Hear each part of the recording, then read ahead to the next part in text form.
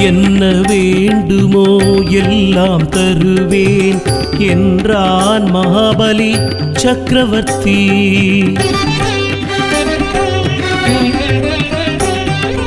என்ன வேண்டுமோ எல்லாம் தருவேன் என்றான் மகாபலி சக்கரவர்த்தி.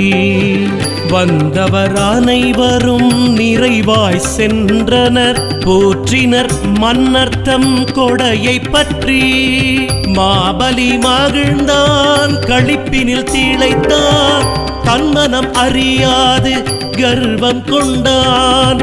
வந்தான் ஸ்ரீஹரி வாமன ரூபமாய், தானங்கள் பெறையாக சாலை வந்தார். வந்தவன் கண்களில் அறிவொளி, வார்த்தையில் வண்ணங்கள் ஜானங்கள், சபையினர் அடைந்தனர் வியப்பு.